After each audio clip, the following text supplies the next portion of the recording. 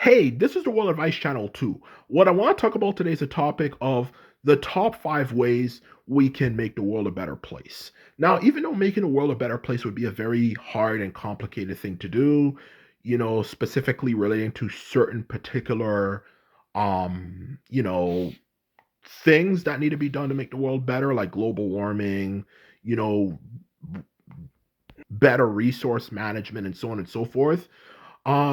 There are ways that we could make the world a better place that is actually a lot simple and straightforward when it comes to how it can be done, and it's not even something that can be done in like 5-10 years, but can be done in only a few years. Okay, and that's what we'll be talking about is the top 5 easiest ways we can make the world a better place. Okay, and that is the truth. So now I mentioned that, let's get started. So, when it comes to the top 5 ways we can make the world a better place, the first way we can make the world a better place is end political corruption. Okay.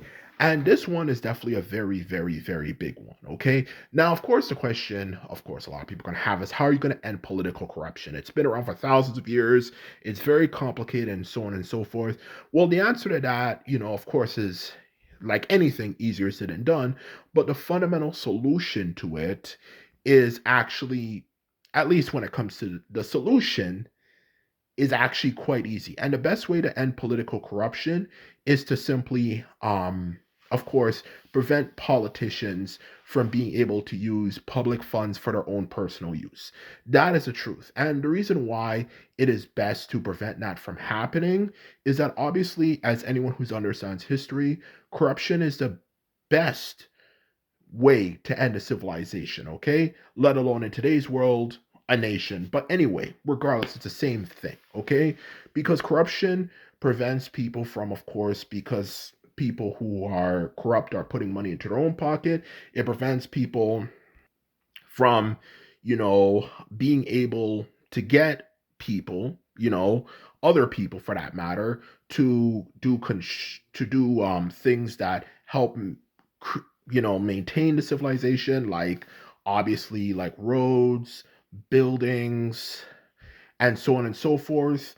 Because to have any civilization, you have to put in money to keep those things in operation. And if obviously people are putting money in their own pockets, common sense is going to indicate that, of course, no surprise, people are not going to have things like the services they need, whether it could be for roads, proper buildings, even proper sanitation, like for bathrooms and even bathrooms at work for that matter, it would not be able for them to use those services because to keep those services going, we obviously have to have money, okay? As well as, of course, being able to be honest with you, actually have people do things, okay? Whether it could be the jobs they do, like being a police officer, serving in the military, working with the ambulance, or any job for that matter you can imagine, without, of course, having a proper amount of money paid to these people, you know, they're less likely to do a good job when they're doing their work and even just straight up not even work in general in the first place. Okay. So obviously, ending political corruption is the first way we can make the world a better place because through ending political corruption, it prevents um, the civilization from declining because there's enough money to keep the civilization functioning. Okay. So that's one of the best ways we can end political corruption. Okay. And that's my first point. And the second point is end AI technology. Now, even though AI technology, for some parts of it at least, is very beneficial and makes life, of course, better and easier for people, the truth of the matter is some of it is not really needed when it comes to things like it creating things, whether it could be things like creating artwork, music, and even manual labor jobs, you know, or I should say, doing manual labor jobs for people. Those are things we don't really need. Now, even though the benefit, of course, is that it makes it faster, you know, for people to do those, I mean, for things to be produced. The problem with AI technology is that the obvious elephant in the room is then what happens to people. If you can do something that makes it possible to do something a lot quicker than it would take a human being to ever be able to do, then the truth of the matter is the question comes up, what's the need for people doing it? Because obviously you can have something do something for you without having to require the amount of time and money you would need to pay somebody, okay? Like in a case specifically for creative arts like art, music, and of course storytelling, of course, like movies, TV shows, and all that stuff are all under the category of storytelling. So, in short, to answer your question, though, to put it bluntly, you know, um, as a result of course, people not having jobs, they're of course going to revolt and rebel because they don't have any jobs, and as a result of not having any jobs, they're not making any money. Because the truth of the matter is, of course, if you don't have, um, you know, the need to hire people, to have a job, how are they going to make the money? And of course, as a result, it's going to create a lot of chaos. And the truth of the matter is, even though it does have benefits, the negatives outweigh the positives. So, in short, definitely AI technology is something that needs to be banned when it comes to it being able to actually create things that people do. In other words, replacing human labor. There's no need for it, even though it might have some benefit, to be honest with you. So that's one way um we could definitely also help make the world a better place. Okay.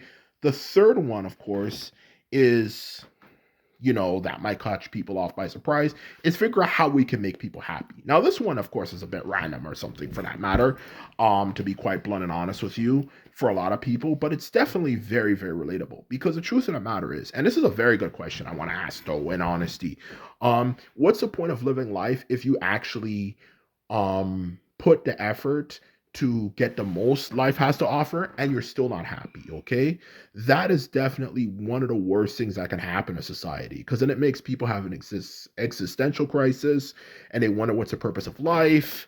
And it might even make some people, even if they're doing well in life, become suicidal because they don't feel that great, to be quite blunt and honest with you. Okay, um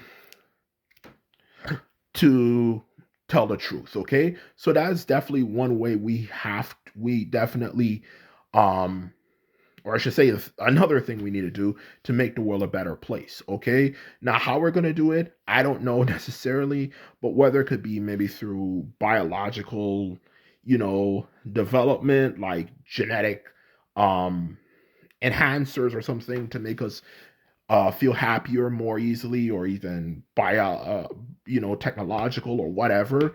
We definitely need to figure out a way to do it, because if we don't do that, then we're going to have a lot of people who are going to feel lost in life, for that matter, as even if they have everything, which brings up the question of what's the purpose of living if you can get everything you want in life and you're not happy. Not to mention, it encourages people to be more productive because they're doing something and they're gaining something as a result of it. So that is the truth. And that's why we need to figure out how we can make people happier, when they actually get the things they want, okay?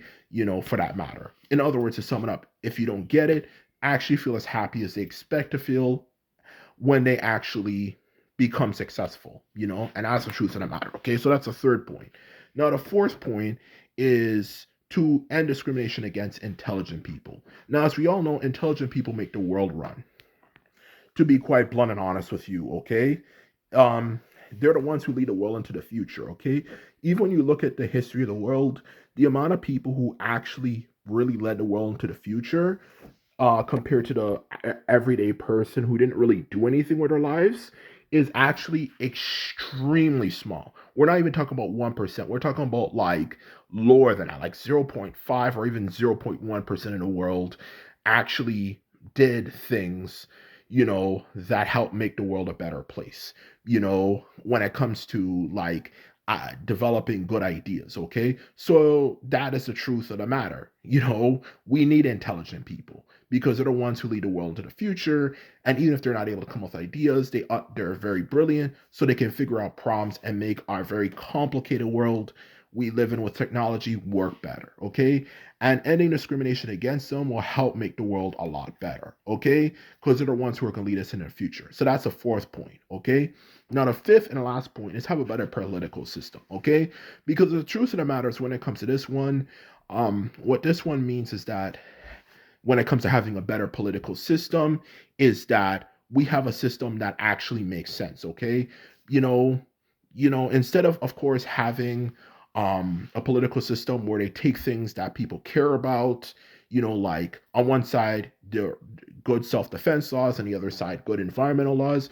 We should not have a political system that takes things that matter a lot to people, and then not even just people but everyone for that matter, and create a situation where you can only get one through voting for one side. So in other words, a change of what the political parties stand for. They should only stand for one or two things, okay? National focus or international focus, not focusing on exact issues people care about. And that is all I have to say.